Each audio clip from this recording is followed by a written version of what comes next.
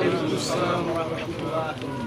Ambe bela jelen fo ambe aw ko ni foli da kan ye ni o kisi ala ka kisi anaka nema anaka barka o ka kɛ ka taa aw kelen na bela jelen ma minnu ye yan sɔrɔ ani minnu ma yan sɔrɔ ni o bɛna laseli sɔrɔ wagati nataw kɔnɔna na ala ka kisi ka kɛ u bela jelen kan Ya Rabbi. ambe bi jumadɔnya fɛ ka bɛn utukalo tile joli tile 20 ani Kelen. tile 21 san 2000 Ami samuwa. ani san 20 an bɛ ala tanu bi donya fɛ parce que an minnu bɛ yan an ka kɛnɛ fosi t'an na an bɛ ala barikada ala ka nɛɛmaw ka ca n'i ye fɛn dɔ lajɛ ko o y'i jɛ fɛn wɛrɛ lajɛ o b'i bolo quoi i bɛ taa ye k'a fɔ o ɲɔgɔnna tɛ dɔ fana bolo a ko n'o kɛra i na hakili sɔrɔ fɛn caman na a ko k'ale ka nɛɛma jate da a tɛ jate ka Quran sura 16 aya 18 wa in ta'udu ni'matallahi la tuhsuha. Quran sura 18 a bɛ wele ko suratu Nahl dide sura aya 18 na n'i y'a dayɛlɛ ka taa kuma nin sɔrɔ yan a ko k'ale ka ala ka nɛɛma jate da k'a ka ca a tɛ se ka jate ka ban o la n'i y'a ye fɛn dɔ y'i jɛ i bɛ fɛn wɛrɛ lajɛ o b'i bolo quoi i bɛ taa ye mɔgɔ wɛrɛ fana bɛ yen o mun b'i bolo dɛ o de t'a bolo ye e bɛ k'i sama mun nɔfɛ i bɛ taa sɔrɔ o b'ale bolo mais mun bɛ e bolo a fana bɛ k'i sama o de nɔfɛ ko nin bɛ tan de wala an bɛ ala barikada i b'i yɛrɛ sɔrɔ lahalaya min kɔnɔna na i b'a fɔ inna lillahi wa inna ilayhi raji'un mun tun b'i bolo ni a t'i bolo ala de y'a a minɛ Quran sura 2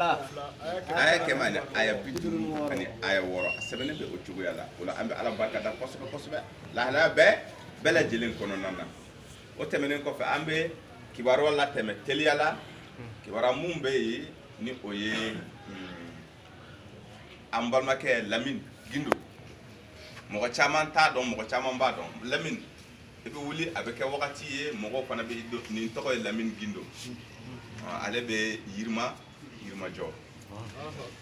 donc o la a bamuso ni o ye an yɛrɛ bamuso ye Rahamata ko o fatura ale y'a ka kalifa minɛ la kalifa ye jumɛn ye ni mun tun b'a la o ni seginna ka taa ala yɔrɔ o de wele inna lillahi wa inna ilayhi raji'un Rahamata yɛrɛ farisogo tun ye bɔgɔ ye a bɛ yɛlɛma ka kɛ bɔgɔ ye a nɔ na yanni wagati kunkurun cɛ ni ala bɛna buuru fiyɛ ko filanan kɛ ni adamadenw bɛ kunu dun ni adamadenw kununa a bɛ ni lasegi an ba ma ka sɔrɔ k'a ka baara présenté a la quoi an bɛ dugawu k'a ye o don ani anw yɛrɛ ni u wele ko don jate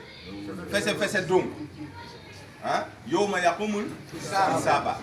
don min na jate bɛ fɛsɛfɛsɛ an bɛ ala deli a ye ala ka hinɛ a la o don ala ka yafa a ma o don an minnu ye a denw ye ni o ye Lamine Gindo ninnu an minnu kɛra shahidu ye an bɛ surunani don a ye quoi an bɛ surunani don a ye ala ka hinɛ a la ala ka yafa a ma yafa ye ala de t'a ye a ko n'a y'a ja a b'a minɛ ka taa a ma kiyama don Quran sura 20 aya 100 ani aya 9 a sɛbɛnnen bɛ ala k'a minɛ an bɛ istighfaru mun kɛ ni o ye istighfaru ni ya Allah ala ka yafa an bamuso Rahamata Traoré ma ala ka hinɛ a la ala ka yafa ma o yafa in dɛ an bɛ ka mun kɛ a ye ala ka minɛ a ye jɔ don a ka hinɛ a la a ka mago to ye an kama kama ye tiɲɛ o a ko Mohamed Lamine ko ala deli u ye dɛ ko sabula ni ye ala deli u ye e ka ala deli ye basigi ye mɔgɔw ma a y'o fɔ suratu Tawba kɔnɔna na aya 3 ani aya 3 sɛbɛnni bɛ yen o la i y'a ye a ko ala kɛra ka ala deli mɔgɔw ye dɛ ko nɛɛma de don quoi ko hinɛ de don quoi ko basigi de don u ma quoi o de kosɔn a bɛ ala kɛra yɛrɛ yafaru ko ala kɛra dugawu kɛ mɔgɔw ye ala ni ala ka yafa adamadenw ma Quran sura a yɛrɛ ka sura kɔnɔna na suratu Muhammad aya 19 sɛbɛnnen bɛ yen ko ala kɛra ka dugawu kɛ adamadenw ye mun kosɔn ale ala ka yafa mɔgɔw ma ja surunani nin ye tiɲɛ ye mais surunani yɛrɛ tɛ don kiyama don dɛ k'a fɔ ko kiyama don ni ko a bɛ bu k'a bɛ bu adamadenw dɔw ko u bɛ wɔsi kuka washi be jigi abina o kumere kunda abina o chekisela abitola abina o kana abina o pobe lege aja galera o do la dege no ni shite kwa o kuma nte tien kwa abe bude na ala ko ka be bu ato ten kwa me ka fo washi jide be ke baye fo ibe noni akono kuma nte tien Allah le jiri kuma de akoko don tellement que abina bu ko adama de be boli kata anfa adama ba ho hey ko ala yirden du ko atsega kana garana la bi ne tsega fosi nya parce que ne adama de la ala soso mais mina aw ci kata cedo ma o to koy nuhu ko o mena adama de o ci adama ala ka kuma fo mo wobe girin kata nuhu be ko ka fola han ni te kuma te cede mais amina doni fo wala sa tuma kele am to o ka kuma fo ka boroke ko wala sa ka ke akli jigi fane ka o ka zukur fal kawli uraye nu fana ba fa ko ale dimi ko jugo ale ka manto mo ko tuma na anana desa wala ko ale yu danga ko o danga ale nu abe ka yere nyini bi Allah akbar ale dangali mun ke de bi ale be ka yere nyini o koro ale ta aba ke tugum donc ola ale be o blaka ta chedo de lala ona se ka fendo ke ko abe am blaka ta Ibrahima abe mo blaka ta Ibrahima be wa sura ante o gani kuma ikono de ko nu tara Ibrahima fe Ibrahima ba fo ko ko bi aka gele ale yere be ka yere nyini ale Ibrahima de Ibrahima mun de ko sa be ka yere nyini kale temeto kata Canaan la terre promise Quran sura muga ni kele aya biwulu na ni kele biwulu na ni fla ale tato la kale temena Egypte fe abo foye Genèse kono nana ko Firawna chapitre tani woro Genèse chapitre tani woro de te aya folo ka digi ni ma fli de donc ola ko Abimelech masake do de no ko ya ale muso mina ale la mais muso ni tumana mena yane aka mina la ya nyinga kwa ko niye i joyo ka parce que ale bora ale tumbe ale Ibrahima tumbe afu muso Sara tumbe amamna muso tumbe do a banmake lutu tumbe ulu tumbora nyobo fe dugu kono salde Babylone jamana ka ku ka tasigi Canaan Palestine donc o kanga teme Egypte de fe o teme do la masake muso ni ye a jara muso tun chekan Sara tun chekan ko dugu quoi donc tumana mina masake ni yaye aya nyinga ko ne imuye akoko ne banma muso ye odon hatati ko ka ngalo tige Allahu akbar kasara man ngalo tige Sara ya banma muso de mais amasonga fo ka fur muso do mais talenye masake nana do ko pourquoi e ma fo ki i fur muso do ko no ko ne sirana de e kanana ne kasara muso ni no fe Allahu akbar musoro la ka fiye mbalma muso de effectivement mbalma muso do akoko muminu de no mbalma mo parce que ale sona Ibrahima ye we kelen o ka boye ayere balma joli sira tunde do chapitre 20 de doa verset 2 ka katigi alors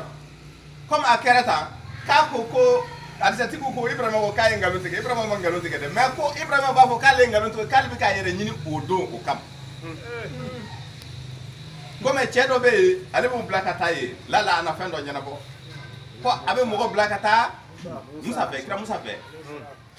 Musa ba fo ko akana si ande a galalindo nere bulu bi nere jorlendo ira ka problème ko problème jumade be era dala Musa ko ne de la ka mado fade nere jorlendo ko la kasoro ay ni mede pour que ka dala ka bonni be ngalo ala ko ali ya fara ni bema ako Ibrahima enfa Adama ka yirden ko la yirden te de yirde do yiri ala ko koy we ala dele ala ko koy ya ko Adama ko kale jorlendo Ibrahima ako ko Ibrahima ale teri de Quran sura nani aya ke mane aya mugani duru ale teri yere de Ibrahima ay chekele mun toko fo ko chentigi de do ko ale yere teri de do na sura tani kono to abina ni haya kele ko Ibrahima ay chentigi Ibrahima ale ala yere teri fana de teri kere le ha suratu nisa aya ke mane aya mugani duru ko Ibrahima jorolendo Ibrahima kan ni nangana kan ako Musa ka darja ko niti Musa ka darja don e bɛ taa alikuranɛ sura 2 de ta suratu bakara aya 100 ni aya 50 aya 7 ko Ibrahima ko nabi Musa tɛ wa ne ni ale yɛrɛ de kuma da ani da Allahu akbar a bɛ sigi o kuma kan misali fana kɔnɔna na aya 100 ni aya 60 ni naani e ko cogo di ko Musa ko k'a jɔrɔlen don tiɲɛ tɛ dɛ donc Musa ko k'ale bɛna o ci ka taa cɛ dɔ ma ko o cɛ lala a na ko dɔ ɲɛnabɔ a ko k'a b'a ci ka taa Nabila Isa ma Nabila Isa b'a fɔ ko ko jama ko bi gɛlɛyalen bɛ ne Isa yɛrɛ bolo koyi ko Musa Isa e fana ye mun de kɛ Isa b'a fɔ ko ko ye ne ta ka kɛ ne Ala ne ka ne ni n ba kɛ Ala ye ne kɔfɛ ko ne yɛrɛ jɔrɔlen don o ko la Allahu akbar e kɔfɛ fɛn mun kɛra e ma mɔgɔ bila a la e bɛ jɔ e jɔrɔ kun donc comme zukuru valkalu kurura de don quoi ma fɔ kuma masirilenw de don ko donc a b'a fɔ ko cɛ kelen kɔni de bɛ yen ko n'aw sera o cɛ kelen min lala a mɔgɔ na ɲɛ koyi belebeleba ni laban de ko o ye Mamadu Lamini de ye mɔgɔw bɛ girin ka taa Mamadu Lamini fɔ a ɲɛji bɛ bɔ a b'a ka jama lajɛ a b'a fɔ ko ko n ka surunani donc k'a bɛ tagama k'i ɲɛsin larusi ma n'a taara k'a b'a fɔ k'a bɛ ɲɔngiri larusi Ala b'a fɔ non kana kɛ ko kana sujudu bi kana sujudu e mɔgɔ bɛ jɔn na fɛn jumɛn de la ko bi vraiment ko jama ko k'u sɛgɛnna Ala k'i ka kiri tigɛ tan sa mun bɛ don janama kɔnɔ ko don janama kɔnɔ mun bɛ to alijana kɔnɔ ala taa alijana kɔnɔ Ala bɛ sɔrɔ k'a fɔ ko ko baara banna Allah a bɛ sɔrɔ ka kiri tigɛ n'a ye kiri tigɛ Ala kɛra bɛ tila ka surunani don a yɛrɛ ka manto mɔgɔ minnu tun b'a nɔfɛ awɔ janama da la a b'a fɔ ko e mɔgɔ bɛ joli la ko i tɛgɛ kɛ ten n'a y'a kɛ ten mɔgɔ 70,000 la kini fɛ n'a y'a kɛ ten mɔgɔ 70,000 la numan fɛ a b'o cɛ a bɛ don n'o ye Allahu akbar a ye nin mɛn donc olu bolo sera olu yɛrɛ jigɛlen don k'a fɔ olu bɛ ye o jama de la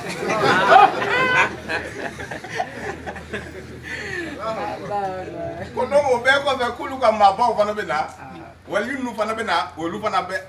fana wali dɔw de bɛ bloqué alijana da la a b'o kalama a delila ka nin kuma mɛn wali dɔw de bɛ na da la u tɛ tɛmɛ da la ko mɛlɛkɛ 70,000 yan fɛ 70,000 yan fɛ u b'a sama u b'a kɛ ten a tɛ bouger a bɛ amnuraniya kɔnɔna na c'est à dire Ala ka nɔrɔ kɔnɔna na a bloquélen don a tɛ taa Allahu akbar donc Ala bɛ ɲininkali kɛ ko aw mun kɛlɛ de bɛ yen ko cɛ in bannen don ka don alijana kɔnɔ k'a ko mun bɛ yen Ala b'a ɲininka Ala ko mɔgɔba ninnu b'u kanto ko jama minnu bɛ olu nɔfɛ duniya kɔnɔna na ni u y'u jigi sɛmɛ olu la hɔrɔnya ma sɔn ale fana ka don alijana kɔnɔ ko k'u to yen dɛ Ala b'a fɔ ko e mago bɛ fɛn jumɛn na n mago bɛ ko i k'o di ne ma i ka olu de di ne ma ne bɛ don olu ye donc o dɔnniba waliyu ninnu fana bɛ mɔgɔ cɛ ka don n'a ye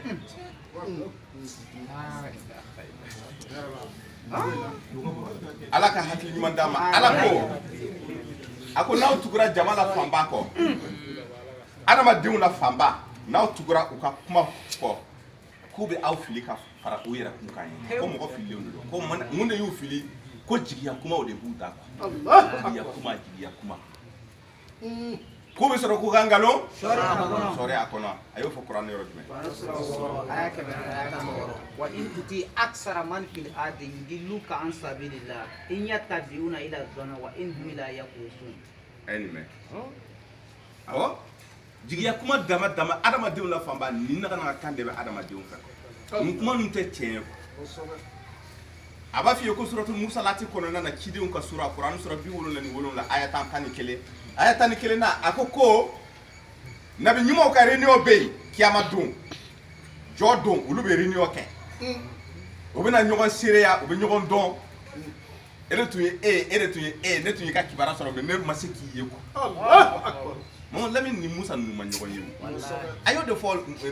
Mamadu Lamini kuranɛ sura 32 suratu sajida aya 27 aya 27 aya 24 a ko Mamadu Lamini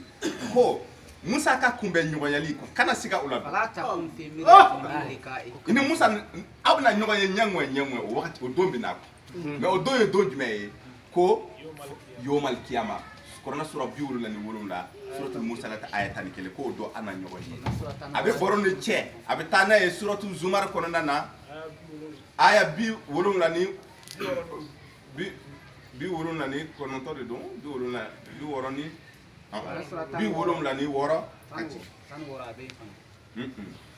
ko réunion shahidu ani cidenw olu fana na ɲɔgɔn ye suratu zumar kɔnɔna na aya bi wolonwula ani aya 8.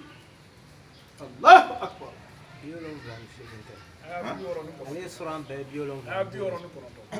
Bi wɔɔrɔ ni kɔnɔntɔn don min na ko dugukolo na a ka lumière caru o don lumière de bɛ bɔ i b'a an ma deli ka centenaire wagati o ye ampoule don dugu jukɔrɔ a bɛ yelen di dugukolo bɛ yelen di quoi ko dugukolo na kɛ ten o don quoi shahidu n'u bɛ na jɔ yɔrɔ min na Quran sura 30 kɔnɔntɔn suratu zumar aya 60 ani aya 8 kuma ni bɛ yen a ko o don ko nabi ɲumanw bɛ kɛ ye shahidu minnu siriyara y'a ye shahidu minnu siriyara kitabu ma ni olu tun bɛ kitabu kan olu fana bɛ taa fara kira ninnu kan parce que a y'o de fɔ a ko ne ala bɛ na maa dɔ maa o maa n'i tugura ala n'a ka ciden kɔ ne bɛ na garadi aw garade k'aw garade k'aw bila nabi ɲuman ka garadi la cidenw tiɲɛtigiw ka garadi la shahidu suw ka garadi la o tɛ wa ani maa ɲumanw ka garadi la Quran sura 4 aya 9 donc o la ale bɛ sɔrɔ ka baro dɔ bɔ i ye a ko Mohamed Lamine ko o don dɛ ko surunani tɛ o don ko surunani tɛ yen ko o don adamaden bɛna kanu ka dugukolo fɛn bɛɛ lajɛlen k'a bɛɛ ni ala la walasa ka kuma bɔ mɛ ko o don kuma bɔli tɛ yen dɛ surunani tɛ yen o don a b'o fɔ ye suratul Baqara kɔnɔna na aya 40 ani aya 8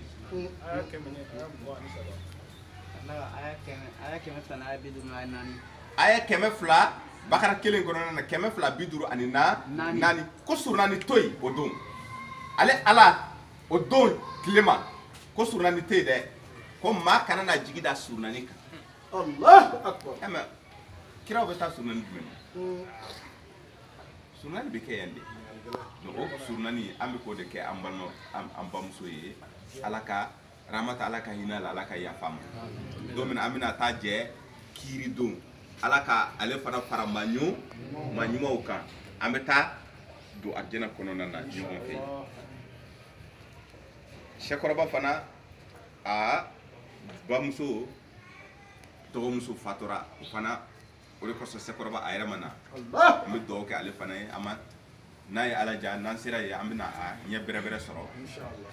an bɛ dugawu kɛ ale fana ye ale tɛmɛnen kɔfɛ shahidu dɔw ye Mambe Jara an ka shahidu Mambe Jara ale fana furumuso jiginna a ye an sama denmuso la a tɔgɔ kɛra Fatumata o la an bɛ dugawu kɛ Fatumata nin ye ani a ka zuriya bɛɛ tanga masa de ye ala ye ala k'a tanga ale a n'a ka zuriya bɛɛ a k'u tanga ka bɔ siyatinu tɔɔrɔ ma ani Ibra Yakuba Ibrahim Fomba den tɔgɔ Yakuba ala ka a kɛ a tɔgɔma ye tɔgɔma Yakuba a kana kɛ mɔgɔ segelitɔ la a ka kɛ mɔgɔ barikama ye Yakuba tun bɛ segele Yakuba tun ma nɔgɔn dɛ fana baro ye fɔ babu wɛrɛ ye ala ka Yakuba ani a ka zuriya bɛɛ tanga ka bɔ siyatinu tɔ o wolodonw ni den fila bɛɛ wolodonw ka kɛ u ma kisi don ye o fatudonw ka kɛ a ma kisi o na kunu don min na a ka kɛ a ma kisi don ye suratul Mariyama aya 15 aya 15 n'a ye ala ja ala k'o dugawu minɛ ka taa o bɛɛ ma an ka shahidu fana bɛ dɔw bɛ Faransi shahidu tɛ dɛ an ka shahidu balimaw de don awɔ shahidu balima de don shahidu tigi tɛ shahidu ye dɛ shahidu dɔ balima de don shahidu Mohamed Diallo ale sigilen filɛ nin ye a ko k'ale dɔgɔkɛ Seni Diallo a bɛ yen a mɛnna a bɛ ka ala wele ala ka papier nɔgɔya ye donc ale y'a ɲini an fɛ sababu fɛ k'an ka dugawu kɛ Seni Diallo nin ye Faransi a bɛ papier ɲini na o la an bɛ dugawu kɛ a ye ala ka papier ko nɔgɔya papier bɛ yɔrɔ o yɔrɔ sababu bɛ yɔrɔ o yɔrɔ ala ka a ɲɔni walima ka sababu ɲɔni u ka taa ɲɔgɔn kunbɛn u senw ka bɛn n'u senw bɛn ka kɛ sababu ye a ka papier ko ka ɲɛnabɔ an balimakɛ daw fana y'a ɲini an fɛ daw fana y'a ɲini an fɛ k'an ka dugawu kɛ ale terikɛ dɔ ye o fana bɛ Faransi o ka papiye a ye papiye ɲini o ye ma sɔn papiye ma k'a k'a yɛrɛ ɲini dugukolo fɛrɛlen don a ka hɛrɛ bɛ yɔrɔ min na ni a bɛ Faransi Ala k'a sabati ye ni a ka hɛrɛ bɛ fan wɛrɛ fɛ Ala k'a lataga ye a ka taa a ka hɛrɛ sɔrɔ a ka segin ka na a ka faso la yan a ka ɲuman sɔrɔ a tɔgɔ ye Isa Ala ka dugawu minɛ ka taa Isa ma Ala ka Isa mago ɲɛ Ala k'a bɔda di Isa ma a bɛ dugukolo yɔrɔ o yɔrɔ an b'o dugawu k'a ye Ala de bɛ dugawu minɛ Ala ka dugawu ni minɛ nin kibaruya tɛmɛnen kɔfɛ Mali kɔnɔna na a ma dogo mɔgɔ si la kunnafoniba mun bɛ yen ni o ye masakɛ ka binni ye Ibrahima Boubacar Keita an ye kalo caman kɛ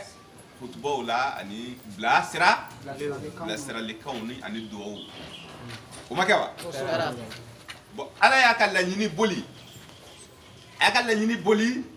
masakɛ ni binna mardi tɛmɛnen ka bɛn le 18 a binna a ka fanga binna a kɛra maliyɛn bɛɛ ɲɛna yan a ma kɛ sufɛ dɛ a kɛra tilegan fɛ ko dɔ bɛ se ka kɛ sufɛ fɛn caman bɛ tila mɔgɔ la mɔgɔ tɛna ye mais a ka binni kɛra tilegan dere kabako dun dɛ Ala ko ne ale bɛ fɛ ka faso lajaba jamana lajaba a bɛ mɔgɔ nɛɛmalenw de kun kari ɲɔgɔn na Alikuranɛ sura 17 aya 16 ni kuma ni a bɛ yen maa nɛɛmalenw ale bɛna olu de kun kari ɲɔgɔn na ka sɔrɔ ka dugu buruja Allahu Akbar joli bɔnna dɛ Mali la dɛ joli bɛ ka bɔn kɔrɔyanfan caman cɛ joli nana bɔn Bamakɔ fana maa 20 ani kɔ de ni bɔnɛna ka sɔrɔ Ala ko ni kelen o kelen n'a bɔnɛna ngalon kan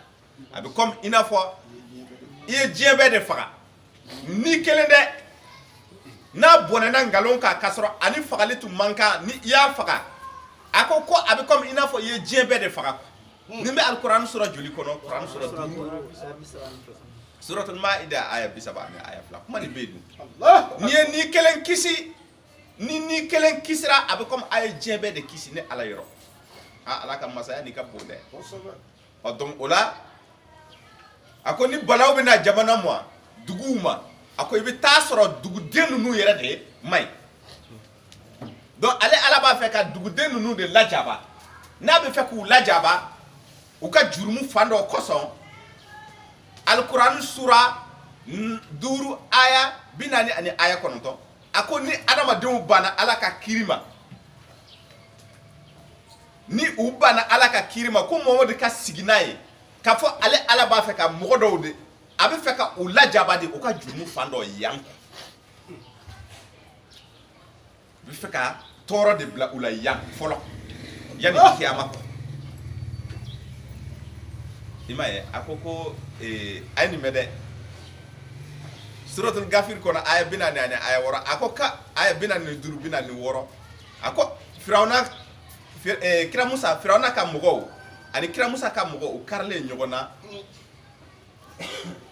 ko ne Ala ye tangali kɛ kira Musa ka mɔgɔw la ne y'u tanga ka bɔ fɛn jumɛn na ne y'u tanga ka bɔ lajaba la Allahu Akbar a aya 40 ani 6 ka sɔrɔ ka Firawuna n'a nɔfɛ mɔgɔ k'u lajaba sɔgɔma ni wula ma tasuma la sɔgɔma ni wula n ye tasuma bila u la tasuma bila u ka mɔgɔ la sɔgɔma ani wula o sɔgɔma ni wula nin ye jumɛn a bɛ fɛ k'a fɔ ko don o don a ko kiyama don fana y'a ye n bɛna u bila lajaba gɛlɛn kɔnɔna na mais yan ta ni tasuma jumɛn de don Ala ko k'ale tɛ mɔlɔya ka soso kɛ misali ye walasa e ka fɛn dɔ faamu Kuranɛ sura 2 Suratul Bakara to aya 20 ale Ala tɛ mɔlɔya ka soso kɛ misali ye walima fɛn mun ka bon ni soso ye walima fɛn mun tɛ soso ye an bɛ to ka zana kɛ zana da cɛ tɛ wa Ala fana ko k'ale bɛ to ka zana tilka aya zalika ay korona sura mugani kono wa tilka al amsal nadribuha linnas wa ma yaqiluha illa al alim Quran sura muga ani kononto aya binani ani saba ale ala fana be ndalen de goshi abin ndalen goshi kata maw kanuna Allahu akbar me ko ndalen nunu famu baga de mogoy munu loni kabum ambe to ka fo ko tasma bankula anti to ko fo o koro est-ce que tasma de ala kursi de bika jini wa ku kalata na kuma fo cogo de dum dugu ka kalambi mun de be fen kalaya be na fen juma fe tasma donc kalaya be na fen juma fe geleya ko aye firawna na no feto mo bla geleya la sogoma ani wula tasma na sogoma ani wula kada utumeka dansa ko munu kela o geleya sogoma ni wula e be to odeye suratul arafi kono nana aya kemane aya bisaba katabla aya kemane aya bisaba ni saba sanchama ko sanchama ya donc san ye dongo do est-ce que san na fora san dongo do don faraga abeke san o dawa ko sanchama anye firawna naka mugo la jarabi ni kongo geleye quoi parce que anye yiriden be boshola o ka suma fembe anya betien kan don bla ula ka garanga bla ula ka jiwe bla ula kan duri bla ona nyogona abe kaba ko duru de fo ye o yoro la akera geleya dande ko mais geleya ni mbika ke ula parce que o bana ne ala la ko ne ala ka kiri o bana la o de ko so ne ula jaba o wakati kele ko ne ala ye israel ka deun la tanako o geleya israel ka deun mo o yeko ne ala yo o la tanaka bo o la donc o la malien on sanchama nana se a antuye sirabla peu malien nana dosu bato ni ko anga ma baw kan lo horma de be duguni kete ni mali horma le anga waliyu tanu walma keme o dalembe kasoro ala ko kala de kanga bato ale kanga wali nyumandon Allah korona suratani nani suratul ibrahim aya wurula ako Muhammad Lamin ko ne ala dugun nema quoi ay ne ala ko sumaka ne ala wali nyumandon ka akana na ko ni attribuer kata adama denna wala ne ala be nema jidi mais dugun nema len nunu a chama a misali do flene Quran sura tani woro aya kemeni tani fla akoni dugu nemara ko ne dugu dewtum kanga ne ala ko sumaka ne ala wali nyuman don wala sa ne ala ko to ola hala kono nana nga dugu nemale ko dugu denu nu nana ke fitri wali ne alama Allah akbar ala soro la ka balaw jigi dugu ina ay komo jigi dugu yi kono nana ay jatiga bla dugu mo ko nuna aye siranya violence quoi jatige orete wa kongo ani balaw ni fen sababe aya bla dugu ina Allah ni be dafale me malila donc alaba dugu ma nema lew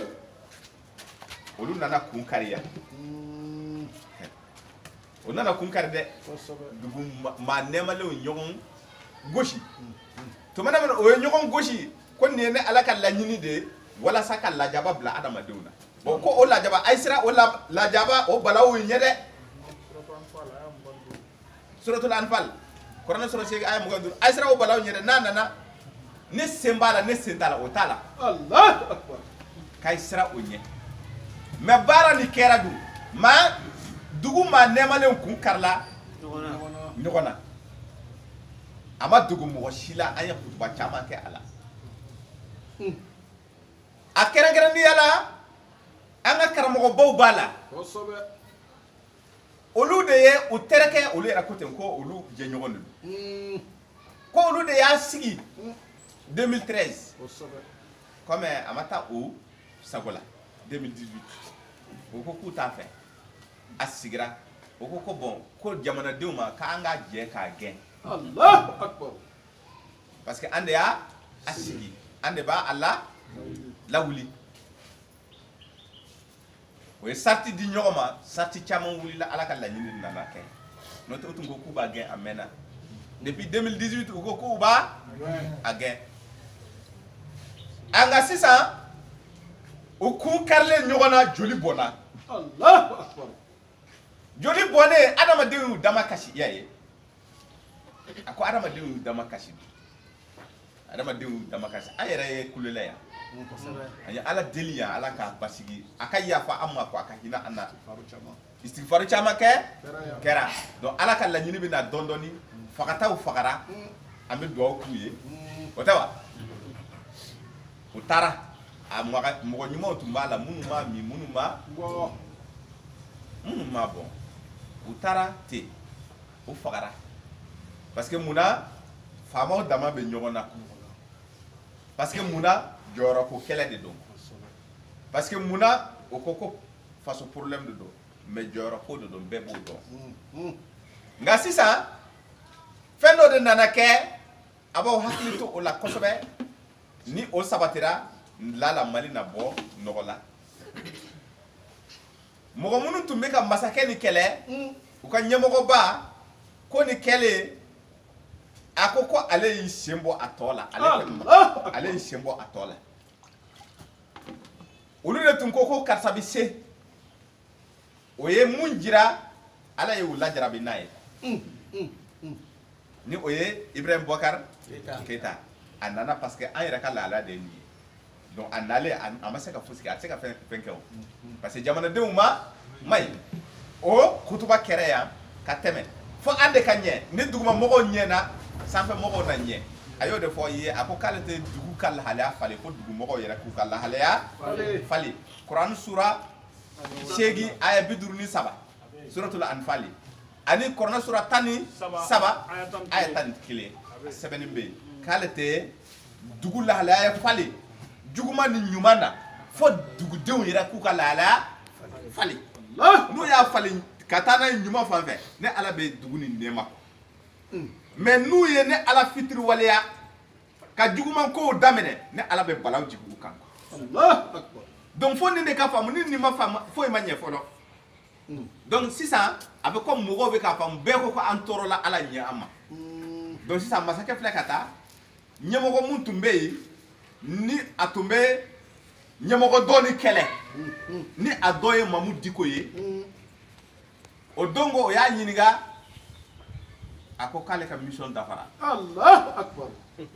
o kɔrɔ a tɛna i ɲɛ walima i tɛgɛ sin maa ma i n'a fɔ u y'a kɛ cogo min na 2013 cogo min na n'o tɛ n'u y'a sin maa ma dɔrɔn ala b'a tiɲɛ tuguni a b'a yira k'a fɔ ko non o tɛ se an kan ka mun de kɛ o la an b'an dama kasi sisan masa ɲuman bɛ e ala de fɛ an kɔni vraiment an tɔɔrɔ la an y'a ye an se banna o ko k'u kan ka bɔ bi jumadon ka bɛn le 21 a ka jama kan ka bɔ tuguni ni jama ni bɔra jama ni kan ka fɛn mun fɔ o de ye nin ye ko Allahu Akbar an ye an dɛsɛ ko yira ala i y'an dɛsɛ ko yira an na se t'an ye dabali t'an ye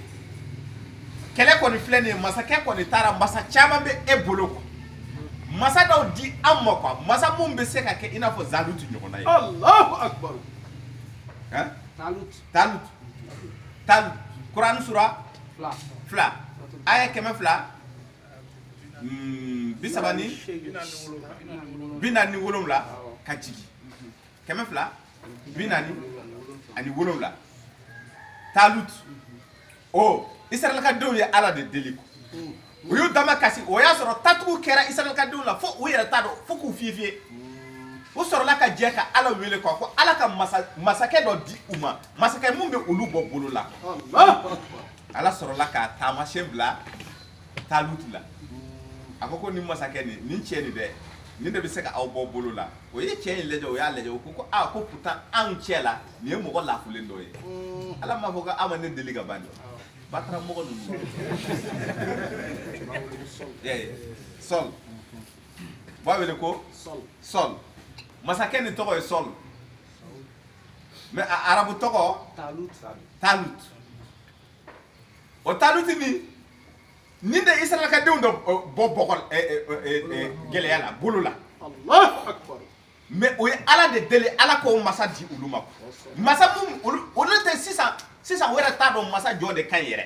mais ala e b'a dɔn an dɛmɛ ni o masa ye anw cɛ la donc ala sɔrɔla ka taamasiɲɛ a ko n bɛna mɛlɛkɛw bila u bɛ taamasiɲɛ bila cɛ in na reliki kira Musa tumana min na suratul Quran sura 7 suratul Larafi aya 100 ani aya 50 a nalen ka bɔ kaliwa la ala fɛ a aya 142 fo ka taa bila 150 an mago b'o de la tumana min na ala ye sɛbɛnni kɛ walaha ka fɛn bɛɛ lajɛlen sarti la ka di Musa ma Musa seginna ka na a nana sɔrɔ a ka manto mɔgɔ bɛ ka misi de bato Allahu akbar. o ye sanu kɛ misi ye o bɛ ka misi bato a dimi kojugu a ye walan ni kɛ ka gosi ka misi ni gosi n'a ye walan bɛɛ kari la a ko Musa ye kojugu kɛ dɛ ko bon i bɛ segin a kan ni tɛgɛ ye b'a sɛbɛn Allahu akbar. ko k'a gɛlɛyara dɛ k'a gɛlɛyara donc o reliki o faralen ɲɔgɔn kan a ko a ye o reliki de kɛ ka bila yen dugukolo nin kan o de ye dugukolo nin barika mɔgɔ tɛ se Israël ka denw na dɛ fana babu ye babu a ko o reliki ko n bɛna o lasegin k'a bila taamasen kɛsi kɔnɔna na ka na sigi cɛ ni kun na a bɛna a ka masakɛ dɔn ni taamasen dɔ ye quoi n bɛna o baara kɛ quoi donc o balila ka o ye Talut la ko ala ma se mɔgɔba dɔ ta anw la fo maa lafulen anw cɛ la a ko pourtant ko an ma ne deli o ko awɔ ko bon a y'a to n ma bon nin cɛ in de bɛ se k'aw bɔ bolo la o cɛ in de y'o bɔ bolo la Allahu akbar. o la an bɛ ala de deli ala kana to karamɔgɔ ninnu ka mɔgɔ dɔ jira dɛ n'an b'a fɛ jamana nin ka jɔ karamɔgɔ baba ninnu an bɛ ala yɛrɛ de deli ala k'u dusukun minɛ u kana maa jira dɛ n'u ye maa jira a tɛ ɲɛ Mali tɛ se ka jɔ fo ka ala de deli u k'a fɔ an jɔra an sekow la foyi tɛ an fɛ dabali t'an fɛ se t'an ye ala e de ye setigi ye Israël ka denw ye ala deli ka masakɛ ɲuman sɔrɔ masakɛ mun ye u ka jamana bɔ bolo la cogo min na o masakɛ ɲɔgɔnna di an ma quoi a tɛ maa si yira bila parce que 2013 an y'a yira a ma ɲɛ a ye sabali u ka sabali u kana maa si yira an na wa hali n'u y'a yira an na an t'a voté an kana voté o tigiw ye dɛ parce que aw ye mɔgɔ kalannen a ye sɔmi dɛ ni karamɔgɔba ko k'o ye karisa dɔrɔn a kana ta Allahu akbar. u ka kɔlɔsiw janfa 2013 La ilaha illallah. La ilaha illallah. La ilaha illallah. La ilaha illallah. La ilaha illallah. La ilaha illallah. La ilaha illallah. La ilaha illallah. La ilaha illallah. Allahu akbar. donc a ɲuman ye kaliwa man ɲi donc o la an bɛ ala yɛrɛ de deli maa ninnu kɛlɛ minnu kɛra ala ye masakɛ ni lataga ala kana to karamɔgɔ ninnu k'a kɛ i n'a fɔ olu de ye ko nin kɛ ka tila k'a fɔ k'u bɛ mɔgɔ dɔ yira a ma ɲɛnabɔ dɛ n'u ye mɔgɔ o mɔgɔ mun yira walayi a ma ɲɛnabɔ Mali tɛ se ka bɔ nɔgɔ la mais taamasen dɔ an bɛ se k'a kan taamasen mun kɛra ala k'o kɛ ɲɛtaga a ko k'ale y'i sen bɔ a la amen ko bon jamanadenw a ka ko bɛ aw yɛrɛ bolo sisan o kɔrɔ c'est à dire que an kan ka ala de wuli ala maa dɔ di an ma Niger in na maa mun bɛ na fusiri kɛ ko kuntan minnu tun bɛ ka kɛ Mali kɔnɔna na a dansago tun bɛ ka kɛ Mali kɔnɔ dɛ pour que dansago ka kɛ a ye nin mɛn dɛ a bɛna o dansago yɔrɔ ye fitinin dɔrɔn a kɛra bɛɛ ɲɛna dɛ nin ye tilegandere ko ye misali dɔ bɛna di an ma alikuranɛ kɔnɔna na a ko mɔgɔ dɔw de bɛ yen ni aw ma aw kɔlɔsi olu la olu de bɛ aw ka dugu ci quoi olu ye mɔgɔ sugu jumɛnw ye ko tiɲɛnikɛlaw Allahu akbar. Minnu bɛ yurugu kɛ minnu bɛ tiɲɛni kɛ kuranɛ sura 30 aya 40 aya 1 a ko yurugu bangera dugumakolo sanfɛ yurugu bangera jiw kɔnɔna na bani adama ka tiɲɛni bangera dugumakolo sanfɛ ani jiw bani adama ka yurugu de kama suratu rum aya 41 yurugu ni tɛ dɔwɛrɛ ye o min tɛ min ye k'a kɛ o ye Allahu akbar. ka adamadenw ka hakɛ ndaraki les 10 commandements de Musa ka commandement 10 ni a dira ma ka aw ka kɔlɔsi commandement ninnu na walasa min ka aw ci ka taa dugu min na o dugu ka kɛ nɛɛma dugu ye aw ma o dugu ka kɛ di dugu ye quoi la terre où le miel coule quoi la terre promise layidu dugu mais a y'aw janto commandement 10 in na o commandement 10 seginna ka di Muhamadu ma Kuran sura 6 kɔnɔna na aya 100 ni aya 51 aya 100 ni aya 52 a ye commandement 5 di a aya 151 a ye commandement 5 di a aya 100 ani aya 52 commandement 10 in dafara mais a bɛ mun de fɔ a ko adamadenw ninnu de man ɲi anw yɛrɛ de man ɲi mais a y'aw janto aw yɛrɛ la fanga bɛ di aw minnu ma masaya bɛ di aw minnu ma a y'aw janto aw yɛrɛ la mun na masamuso b'o baro di a ma Allahu akbar. ni donna suratu namli kɔnɔna na namli njigiɲɛ sura Kuran sura 27 a aya 34 a aya 16 kana bila 44 kisa dafalen bɛ yen mais an tɛna kisa dafalen de ta quoi an bɛna tɔmɔ dɔɔni walasa ka wagati latɛmɛ ka kuma di mɔgɔw ma Allahu parce que an akbar. tun kan ka ɲininkali de kɛ bi Kosɛbɛ. tumana min na masa Suleman a ye bataki sɛbɛ a ye Saba dugu kibaruya sɔrɔ tuma min na ko masamuso de bɛ o kunna ye Ala ye o sɔn fɛn bɛɛ la mais o mɔgɔ tununenw de don a kabako de don dɛ ko tun bɛ tile de bato mais masamuso nin a bɛ fɛn wɛrɛ de bato a tɛ Ala bato mais dugu ni mɔgɔw ka hakɛ sigilen don n'i ye dugu hakɛ sigi n'a ye kɛ boli bato la n'a y'i ja kɛ boli bato la ye i ka dugu bɛ nɛɛma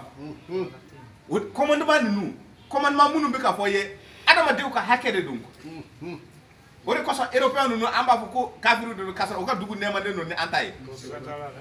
an b'a fɔ américain ma ɲi u ka dugu nɛɛmalen don ni an ta ye parce que o ye adamadenw ka hakɛ dansigi mais yan adamaden ka hakɛ dansigilen tɛ mais masamuso ni bɛna o baro de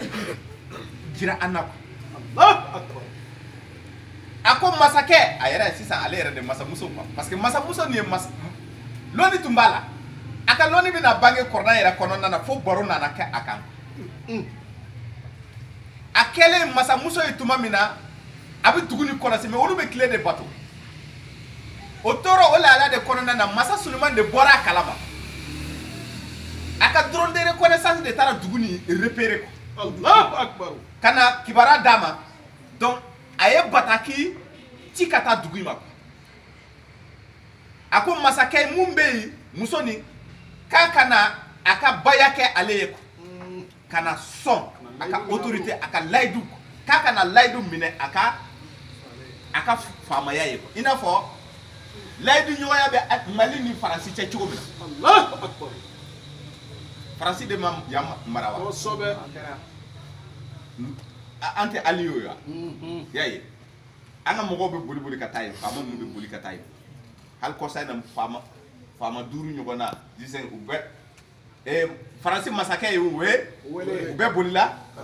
u bɛɛ bolila ka taa kana taa kɛ donc o ɲɔgɔnna de don a ko bɔn sisan ale b'a fɛ masamuso nin ka i yɛrɛ bila a ka bila kɔnɔ quoi a n'a ka dugumɔgɔw bɛɛ donc tuma min na nin bataki nana u ma masamuso nin y'i sigi a ye jateminɛ kɛ a y'a ka mɔgɔ kankɔrɔla sigi mɔgɔ ninnu bɛɛ wele ladili kan na quoi ladili kɛbaga ninnu a y'u bɛɛ fara ɲɔgɔn kan les généraux a ye généraux ninnu bɛɛ fara ɲɔgɔn kan a n'a ka kodɔnna a y'u bɛɛ fara ɲɔgɔn kan a ko an bɛ nin ko in kɛ cogo di a ye nin mɛn dɛ u ka mɔgɔw bɛna kunnafoni mun di a ma tuma dɔ la mɔgɔ mun bɛ sigi faama kɛrɛfɛ olu yɛrɛ de bɛ faamaw curu olu de bɛ faama cogo o bɛna mun de fɔ masamuso ni a y'a lamɛn u ko masamuso ni ma ko anw filɛ nin ye ko maga tɛ se ka kɛ an na dabali bɛ an fɛ dalilu bɛ an bolo jagɛlɛya bɛ an na cɛfarinya bɛ an na foyi tɛ se an na masamuso nka a tɔ bɛ i yɛrɛ bolo ka sira mun y'i ja a kɛ nka mun bɛ yen a ɲɛ yɛrɛ ma kana tamaki kana siran y'a ye o ko i bɛ k'a kana siran a ka mɔgɔw généraux mun tun bɛ a kɛrɛfɛ o ko k'a kana siran k'a ka faamaya sabatilen don k'a ka hakili sigi a kana siran a kana yɔgɔyɔgɔ foyi t'a sɔrɔ a ka service secret mɔgɔw a ka maa ɲɛnamaw u ye kunnafoni d'a ma k'a fɔ k'a k'i hakili sigi foyi t'a sɔrɔ masamuso ni o ye nin de fɔ a ye ko foyi t'a sɔrɔ foyi tɛ olu sɔrɔ mais a ko tɔ bɛ a yɛrɛ bolo masamuso ni ye mun de fɔ masamuso ni a y'a yɛrɛ gundo ɲɔgɔnya a y'a 34 ka jigin a ye hakilina dɔ sɔrɔ a ko o ma dugumɔgɔ a ka mɔgɔ ninnu ma généraux mɔgɔ ninnu ma ko an bɛɛ ka an bolo da an dusu kan masamuso de bɛ ka nin fɔ ko mun de kosɔn ne b'a la ka nin fɔ aw ɲɛna ko o tɛ dɔwɛrɛ ye an ɲɛ bɛ bi alhamdulilayi an bɛ alhamdulilayi kɔnɔ c'est à dire que olu fana ka ala la alhamdulilayi u bɛ ala tanu ko n'an ma an yɛrɛ kɔlɔsi ni kari kɛra ani cɛ in cɛ parce que a ko k'ale ye ala mɔgɔ de ye ale ye masakɛ ye ko ala cidenya bɛ ale la ko Sulemani ka bataki in kɔnɔ k'a y'a daminɛ ni bismi Allahu innahu min Sulemana wa innahu bismillahir rahmani rahim ko nin ye masaya yira nin ye cidenya yira ani nabi ɲumanya k'a y'a yira a yɛrɛ la nin bɛɛ dafalen bɛ cɛ in na donc o la an k'an kɔlɔsi ni kuma ni kɛra cɛ ye n'an kɛrila ɲɔgɔn na k'ale bɛ mun dɔn masamuso de bɛ ka nin fɔ a ka mɔgɔ ye k'ale bɛ mun dɔn o de ye ni dugu binna quoi ni masa binna quoi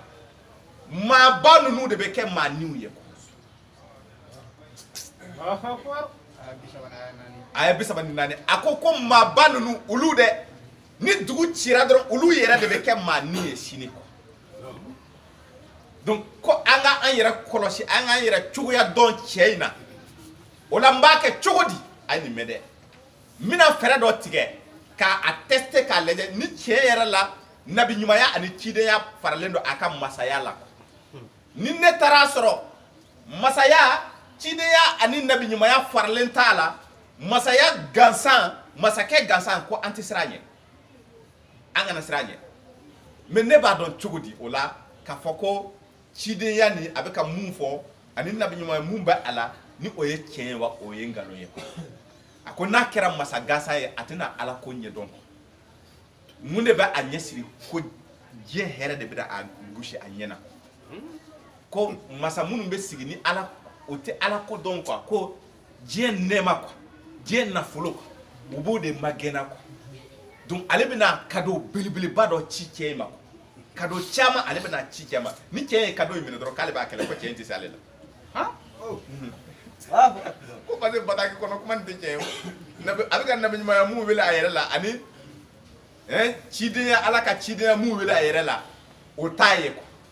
bon n'o dun t'a ye k'u bɛɛ ye kelen quoi k'o tɛ se ale la mais ni o faralen don a la a bɛna ban cadeau ninnu na est-ce que b'a kalama a ye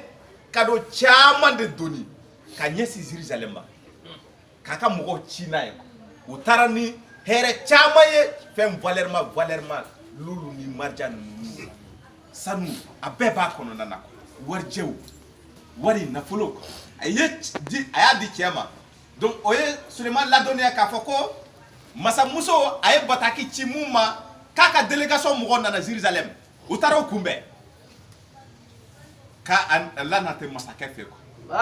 o nana ni kunnafoni ye k'a di masakɛ ma ko c'est de la part de Balakisa reine de Saba kabako de don dɛ ko o de ko an ka na nin d'i ma ko a b'i jansa ni nin ye ko i ka jansa de filɛ nin ye a ko jansa ye jumɛn o y'a dayɛlɛ o y'a sɔrɔ sanu ni fɛn bɛɛ a bɛɛ de b'a a bɛɛ dɔn de b'a la masakɛ ni masa Sulemani ye a ye sɔrɔ ni visiter les dons quoi on appelle ça les dons a ye don de k'a ye a ye masaya a bɛ k'a bolo kɛ ten o y'a sɔrɔ i b'a fɔ k'an yɛrɛ tun bɛ yen a bɛ ka yala yala a bɛ fɛn ninnu lajɛ masakɛ ni a y'a bɛɛ lajɛ a y'a kun kɔmi a ko k'ale y'a faamu a ko sefu ma ko u ka na ko a ye bataki sɛbɛn ko kura a ko i bɛ taa di masa i bɛ segin ni fɛn bɛɛ ye i bɛ taa di masamuso ni ma a ko masamuso ni ma fɛn faamu ne k'a ma ko ne ye ala ka ciden dɔ ye yala ko m'o faamu wa ne y'a f'a ye ka ban k'a ka na tuubi an ka jɛ ka ala de bato diɲɛw daba ma n y'o de ɲini a fɛ ne ma nin ɲini a fɛ nka n'a m'a faamu a ye segin ka taa d'a ma n'a m'a faamu a bɛna faamu a bɛna ye a ɲɛna ko n'aw sera ni kunnafoni min bɛ yen k'ale yɛrɛ bɛ wuli yan a n'a ka mɔgɔw ko bɛ dugu ni sɛgɛrɛ ko bɛ taa dugu ni ci et puis ala mɛ dɛ a ko n'o kɛra k'a bɛ kɛ kumasuli u ma dɛ k'a bɛna kɛ maloya ye u ma parce que n bɛna u kɛ kɔmɔgɔw ye ka kɔmɔgɔw kɛ ɲɛmɔgɔw ye tuma min na balakisa balila ka a ka délégation ni sɔrɔ ni a ja tigɛra passe masamuso ni ja tigɛra a y'o ɲininka ko mun bɛ e ko a ma sɔn a si la a y'a bɛɛ lasegin Sulemani ko k'ala ye mun di ale ma ale ka ko ka bon ni u ka cadeau ninnu donc masamuso ni a y'a ka généraux n'u bɛɛ fara ɲɔgɔn kan ko ne ye mun de fɔ aw ye wa ne ye mun fɔ aw ye ko taamasiyɛn a bangera dɛ ko cɛ ni alamɔgɔ de don an ka wuli ne yɛrɛ bɛ don a bɛ ne ta a bɛ taa n'a ye a bɛ taa ni ne ye masakɛ in fɛ a sɔrɔla ka wuli a yɛrɛ kun a taara fo Jérusalem k'a nana a bɛ ka se palais in na tuma min na masakɛ ni masa Solo a ye a fɔ cogo di ni masaw bɛ na u bɛ rang jɔ tapis rouge b'a da o y'a da masamuso nin ye quoi a n'a ka délégation mɔgɔw donc ale yɛrɛ sigila a ka palais da la mais palais ni depuis yen fɛ a tɔ bɛɛ ye verre de don c'est un palais pavé de cristal n'i bɛ tagama i b'i yɛrɛ ye a kɔnɔ donc masamuso ni a yɛrɛ ja o tun t'a ka palais la masamuso ni selen o yɔrɔ la a sina k'a ka taafe sama a y'a tila ko ji de don masakɛ in ko non ko k'a y'a woro ye a bɛ baro wɛrɛ fana d'i ma o yɔrɔ la ko a lajigi o kɔrɔ a ye muso ni furu k'a y'a woro ye a ye muso ni furu a tilara ka muso ni kɛra a ka furumuso ye a bɔnsɔn de filɛ nin ye Éthiopie a ye den sɔrɔ minnu fɛ masamuso minnu fɛ u ka zone de Éthiopie ye ka taa Yémen kɔnɔna na nin bɛɛ de tun ye a ka masaya ye muso ni a ko masamuso ni nalen a wasara a y'a sɔrɔ tiɲɛ yɛrɛ la cɛ nin ye nin ye nin yɛrɛ nin de Sulemani ye walanda jumɛn de bɛ nin na muso ni ko a ka mɔgɔ ma k'u k'u kɔlɔsi ni dugu cira ɲɛmɔgɔ ninnu de bɛ kɛ maaniw ye o don a kɛra mɔgɔw ɲɛna dɛ o de kosɔn ne ko n ko k'o kɛra tilegan fɛ a ma kɛ sufɛ o ye masakɛ nin minɛ a ka palais yɛrɛ kɔnɔna na a n'a kankɔrɔmɔgɔw ni u bɛ premier ministre a n'a nɔfɛtɔ mɔgɔw bɛ ka kule dɔw yɛrɛ kirina ye o ye masakɛ nin labɔ k'a ladon ka taa n'a ye kan kɔnɔna na a b'u bolo ye a ka mɔgɔ dɔw y'a essayer k'u dogo u bɛɛ taara u bɔ wo kɔnɔna na mais kabako ye mun ye mɔgɔ ninnu ka duw mɔgɔw taara u ka duw kɔnɔna na ka du ninnu ci mais n'i ye u ka so ninnu ye faama ninnu ka sow ye tiɲɛ yɛrɛ la o bɛ ka Sulemani ka yɔrɔ ladege a dɔw ta ye vitre ye n'a bɛ ci maintenant parce que mun na Kuranɛ suratul Hud ta aya 100 ani aya 16 kumaba dɔ bɛ yen parce que mun de kɔsɔn nin ye mɔgɔ ninnu sɔrɔ faama ninnu sɔrɔ a ɲɛfɔ a bɛna ɲɛfɔ Kuranɛ sura 11 suratul Hud aya 100 ani aya 16 فلولا كان من القرون من قبلكم a ko ni manto tun sɔrɔla ni mɔgɔ tun sɔrɔla manto tɛmɛnenw na quoi manto minnu tɛmɛna quoi minnu kɔnna anw ɲɛ quoi mɔgɔ minnu kɔnna anw ɲɛ quoi ni mɔgɔw tun sɔrɔla u cɛ la ulu baqiyatin yanhauna anil fasadi fil ardi mɔgɔ minnu tun bɛ kɔnni kɛ quoi o bɛ kojugu bali quoi o bɛ yuruguyurugu bali quoi ni jamakulu tun sɔrɔla mun tun bɛ o baara ninnu kɛ quoi ko nka ko hélas dugumakolo sanfɛ ko mɔgɔw tun ka dɔgɔn quoi illa kalilan ko jamakulu tun ka dɔgɔn mimman anjayna minhum a ko mɔgɔ minnu bɛ kɔnni kɛ dugukolo kana tiɲɛ quoi ay kana tiɲɛni wara dugukolo sanfɛ a kana dansago kow kɛ quoi ko nka o jamakulu tun ka dɔgɔ adamadenw cɛ la a bɛ fɛ ka mun de fɔ ye o kelen de don hali sisan c'est-à-dire o tɛ ɲɔgɔn fatan ka bɔ kojugukɛ ma faama ninnu y'a ye ko ils vivaient dans un luxe exagéré o tun y'u yɛrɛ bila tiɲɛni yɛrɛ kɔnɔna na dansago yɛrɛ kɔnɔna na ka wariw cɛ ka taa don mɔgɔ kelen jamana fantan jamana ni Mali fantan jamana ni faama ninnu dɔw ka so n'a yirila a bɛ bɔ yan a bɛ taa fo rada la a b'o bɔ kɛ forow ni ka sow jɔ i b'a fɔ ko arjɛnɛ quoi a tɛ comme o ye a tɛ comme fɛn haramɛlen don dɛ mais o bɛ ka ndarakili de kɛ la corruption k'adamadenw ka fɛnw de ndaraki ka don yen quoi binkani de don tellement que a tun yɔrɔ ni tun tiɲɛna faama ni n'a ka faama quoi faama kankɔrɔla sigilaw ni mɔgɔ si t'a fɔ a dabila u y'a bɛɛ tiɲɛ yuruguyurugu nafolo kan ka don da minnu fɛ nafolo tɛ don ye mɔgɔw ka hakɛ ndarakilen don u ma ɲɔgɔn bali o kɛli ma o de kosɔn ala ye balaw jigi y'a ye ko a sɔrɔla ka balaw jigi quoi manto puisque o tɛ ɲɔgɔn bali o la ni a sera wagati dɔ la ale ala bɛ ɲagata de jigi u n'u ka sɔrɔw kan a bɛ ɲagata de jigi u kan ka ɲagata jigi u ka sɔrɔ kan a dɔw tun bɛ si kilim kɔnɔna na bi u bɛ si kan kɔnɔ fifala de bɔ a ye nin mɛn dɛ ka u ka dugu so building ka tasuma bila a la k'a kɔnɔnafɛn bɛɛ cɛ u bɛɛ kɛra maa ni ye bi mun de ye o lase o kuma filɛ nin ye ka ɲɛfɔ masamuso fɛ ko u k'u kɔlɔsi dɛ ko n'u m'u kɔlɔsi ni balaw nana masakɛw la masakɛw bɛ kɛ maaniw ye ni masakɛ nɔfɛ mɔgɔw o bɛ kɛ maaniw ye mande masa kunu ani bi kelen tɛ dɛ maɲumatɔ ko dɔ a ka nɔfɛtɔ mɔgɔ ninnu a dɔw taara minɛ de faama bɔbɔw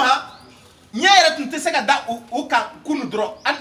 semaine jan tɛmɛnen dɔrɔn i tɛ se k'u ye yɛrɛ u tɛ se ka ye hali lɛndi don u tun tɛ se ka ye mɔgɔ babaw de don audience de bɛ ɲini u fɛ mais bi mɔgɔ de bɛ to ka taa delili kɛ walasa k'u kumabɔ karamɔgɔkɛ nin wasara leçon ye minnu bɛ nale quoi ale ala a bɛ nin ko ninnu kɛ k'a kɛ kalan ye ka di mɔgɔ ma mais k'a tɛ ka fosi ɲɛ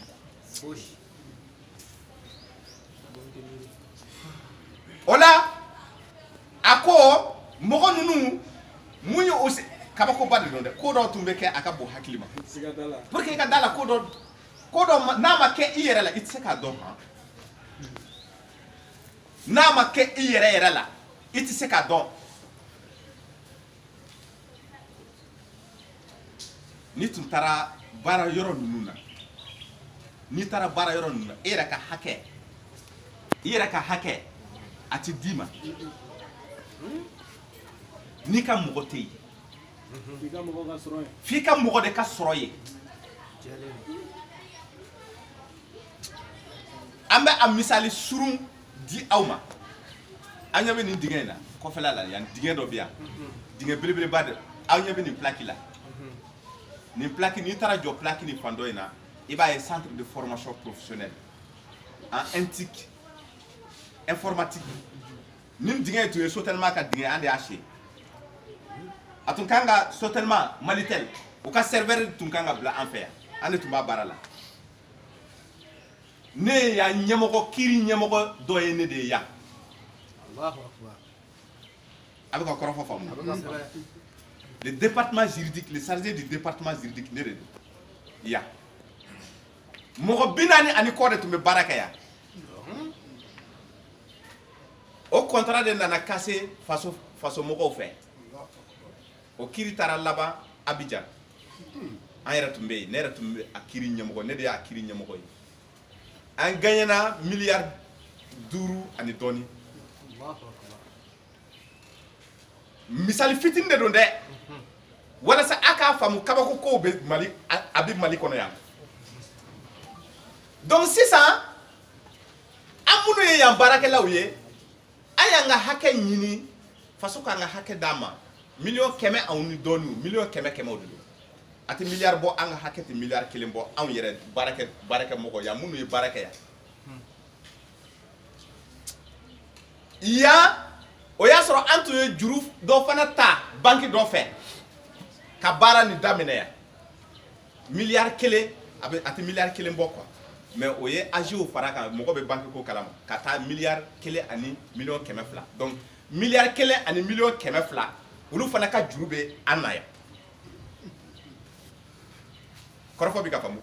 donc miliyari 5 ani dɔɔni sɔrɔla donc ninnu ka wari kan ka bɔ a la baarakɛlaw ta kan ka bɔ a la donc faso ni yan mɔgɔw yan ɲɛmɔgɔ ni o ye an ka patron dɔ ye o ma se ka ɲɛ fɛn dɔ di walasa an ka a ko tɔ gérer ale ma se ka sɔn o ma a ma sɔn o ma tumana min na a ma sɔn o ma o ye impôt bila mɔgɔw la an na yan impôt fana nana ko bɔ olu ka juru bɛ yan mɔgɔw la nin si tɛ baara ye nin si tɛ problème ye dɛ problème tɛ nin si ye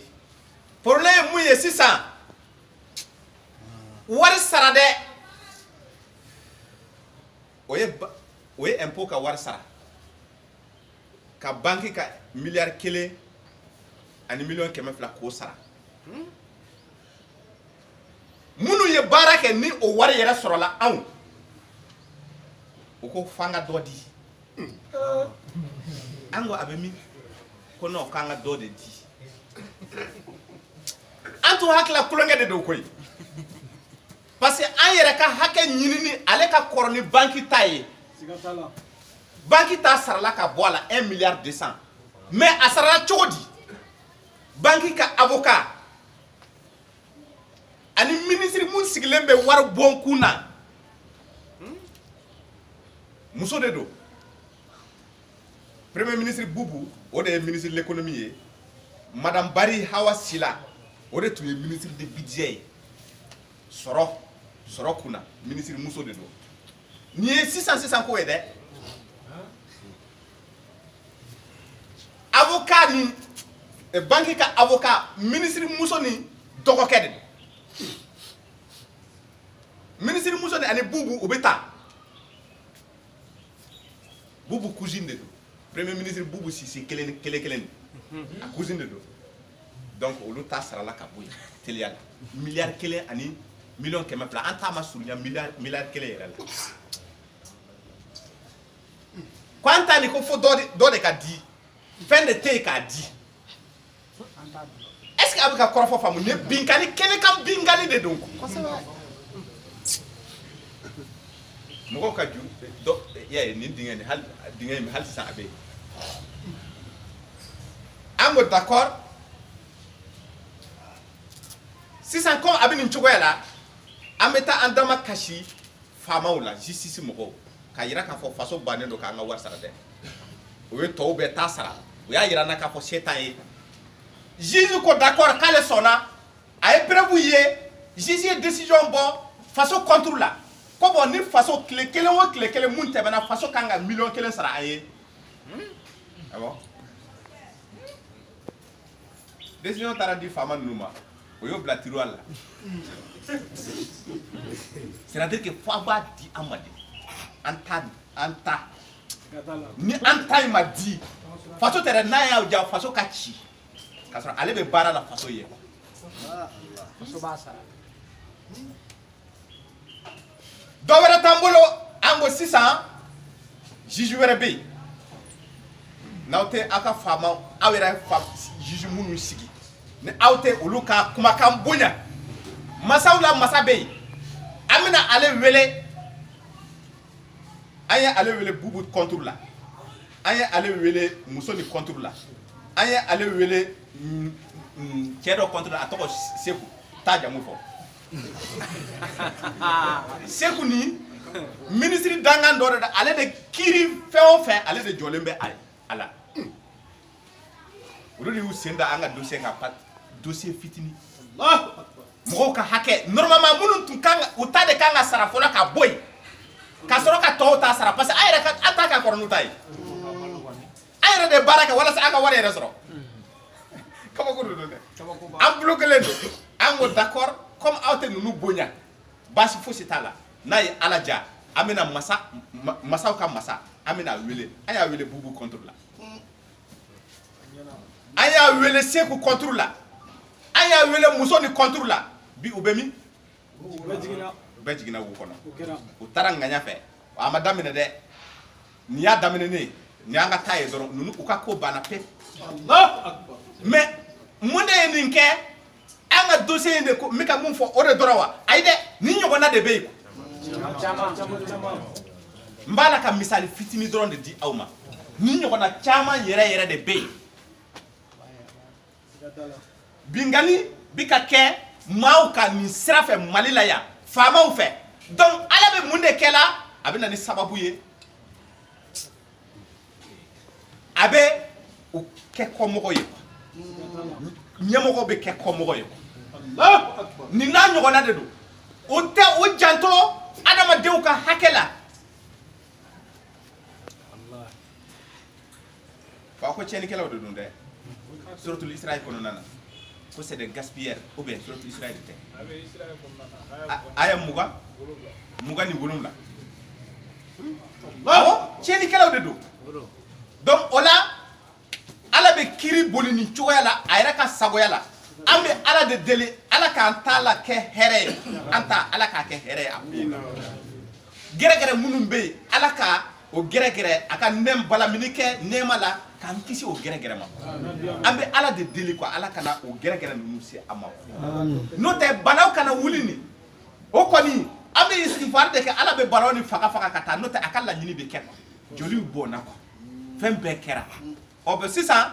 faama kuraw de bɛ k'u kun bɔ sɔrɔsiw de ye fanga nin minɛ bon sɔrɔsi ninnu u ko k'olu mɛtɔ tɛ an bɛ dugawu kɛ u ye ala k'u ka kow sabati u ye laɲini mun bolo ka jamana ni dilan ala ka a laɲini sabati u ye u ko CEDEAO mɔgɔw ko u bɛna embargo sigi an kan ala y'o de fɔ o embargo ye mun ye CEDEAO delila ka fɛn di an ma minnu bɛ fɛn di an ma olu ma fɛn tigɛ aw de bɛ fɛn tigɛ o yɛrɛ ka bɔ yen ni min na kɛ sababu ye n'an seginna ka taa masa Sulemani ka kisa nin lajɛ masa Sulemani y'o de fɔ o kɔrɔna b'o de baro bɔ i ye o maa mun tɛgɛ bɛ tan tuma bɛɛ a fɔ i k'a bɔ kɛnɛma Usage. Celui qui tend la main et qui le reçoit est obligé d'exécuter le mot d'ordre. I nin mɛn a ye kuma tɔgɔ ta a fɔ bamanankan na sa bamanankan t'a fɔ kɛ Ko maa min b'a tɛgɛ jan kuma bɛɛ n'a bɛ sɔrɔli kɛ o de ye maa ye maa min kunna sirilen don. I nin mɛn Sulemani y'o de kɛ ka di a ma misali la a ko non ko ne tɛ fɛn minɛ n'a ye a y'a lasegin les dons minɛnaw i tɛ to dɔn minɛ na ko i ka jamana bɛ bɔ nɔgɔ la juru ayi hɔn jamana yɛrɛ tɛ bɔ nɔgɔ la donc nin na kɛ sababu ye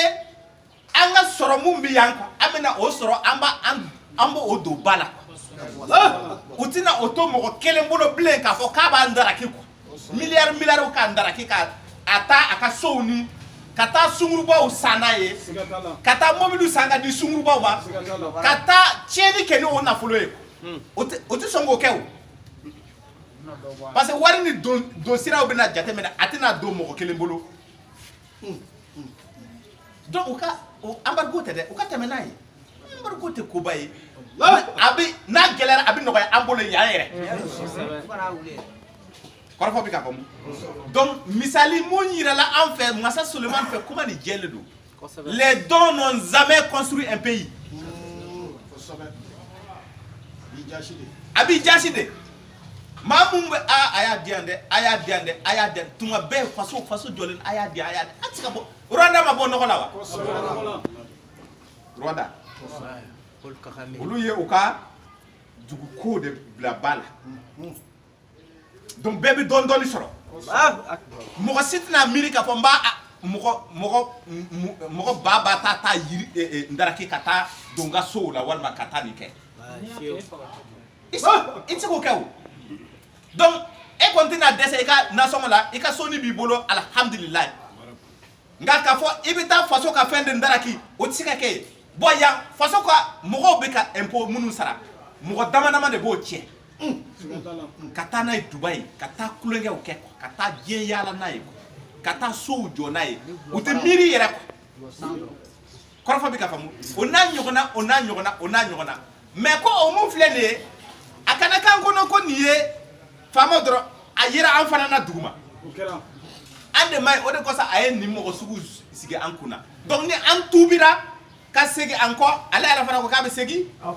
Kurani sura 17 aya 8 wa in uttum udna donc o la n'an seginna an kɔ an bɛna Ala deli Israël ka denw ye Ala deli cogo min na a ka faama ɲuman di an ma mun bɛna kow tilen donc dɔɔni dɔɔni Ala lala Mali na segin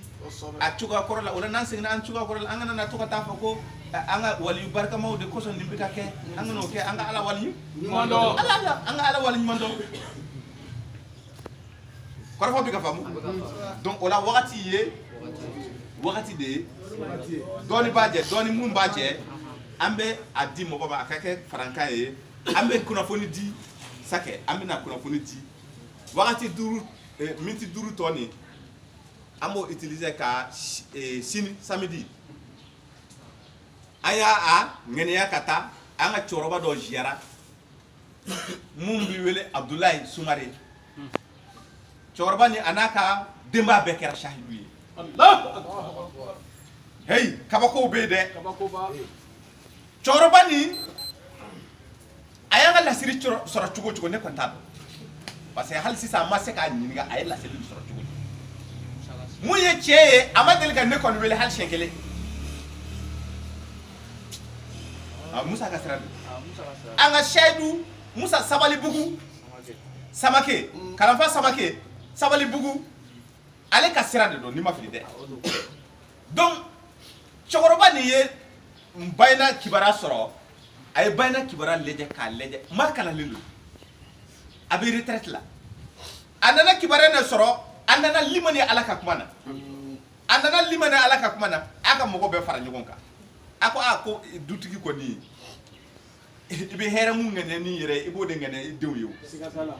est ce que i bɛ se ka hɛrɛ ŋɛniya maa wɛrɛ ka tɛmɛ i yɛrɛ joliw ye a ko bon ale kɔrɔlen ale ye hɛrɛ dɔ sɔrɔ donc a ye na an k'o partager ni mɔgɔ mun b'a fɛ ka hɛrɛ in ta u bɛɛ a y'a bɛɛ kibaruya u bɛɛ nana a ko bon nin de don dɛ hɛrɛ nin ye nin ye Kurani sura sura 10 aya 58 ko Ala tɛ maa sɔn hɛrɛ la mun ka bon ni Kurani ye a ko bon ale bɔra sira dɔ kalama mun bɛ wele ko siratigɛ tilennen ale ye sira ni jateminɛ a nana sɔrɔ Ala ka kuma de bɛ ka fɔ a kɔnɔna na ko ale seginna kɔ ale cɛkɔrɔba ale kɔni seginna kɔ ni k'ale wolola kura ye Nikodɛmu ko bon hɛrɛ kɔni filɛ nin ye ni mun b'a fɛ k'a ta diyagoya t'a la ale denw na aw fana kalanlen don den ninnu nana kow sɛgɛsɛgɛ u nana ye k'a fɔ kuma nin ye tiɲɛ olu fana ko bon an tugura i kɔ bon ninnu de bɛ don alijana kɔnɔna na ni suratul Zukurufu b'o fɔ ye aya 70 ni 70 suratul Zukurufu ko jɔ kɛnɛ don ko mɔgɔ minnu sɔnna ni Ala ye o mɔgɔ ninnu o du ɲɛmɔgɔ ninnu ne b'a fɔ ko u k'u ka denbaya bɛɛ cɛ u ka don n'a ye alijana kɔnɔ suratu aya 21 o bɛ don ni mɔgɔ u ka denbaya ye cɛkɔrɔba ni y'a ka mɔgɔw a denw lasigi dɔrɔn ka kɔrɔnɛ yir'u la u ko k'u sɔnna donc don dɔ la cɛkɔrɔba in yɛrɛ n'a ka mɔgɔw ye ɲɔgɔn cɛ u nana yan a ka dukɔnɔmɔgɔw bɛɛ a dɔw ma se ka na bɛn a ka dukɔnɔmɔgɔw ale u bɛɛ u ye ɲɔgɔn cɛ ka na yan entre nous borlais. Donc samedi 15h on va faire ka ñogon soro a fait. Comme on me couvre-feu wakati la on a un abla ki gan fela la. Nous tant mi fait ka ta soube baroye. Mais voilà 15h samedi 15h. Samedi 15h. On me ñogon soro yeen quoi. Chini. A fait yeen quoi. Ya téré. Les 22. On me ñogon Les 22 chini. Mayambugu. Ah, Mayambugu. Faso Kanu. Karo Misri Yorola. Karo Misiri Yorola. projet, même projet. Karo Misiri. Faso Kanu Israël. Avec projet là. Kami wani faso Kanu Israël.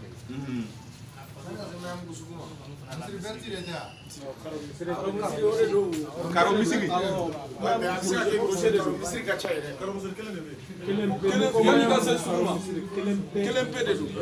Quel peu de bay. Avec Gitronda est là. D'accord. Donc Karo Misiri ni. Nan sera ni aw sera ye doron. Voilà donc akasobe o yoro la. Tawa. Voilà donc akaso kanga soro yoro la. 15h ye ambe boro sigi. Kanabla 18h fan fait. Ambe yereke. Jiara de. Donc on attend be mo mun bolo doron.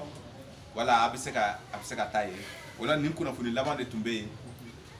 Anga bi nyingali maseka sabati ala ni. Voilà, avec femme fana. Donc on a juma wera wu. Inshallah. Ambe boro sigi, ambe nyogo nyinga ko. Awo, nyingali bana wu, nyingali tebi. Talabal mina. Ya Rabbi la ilaha illallah.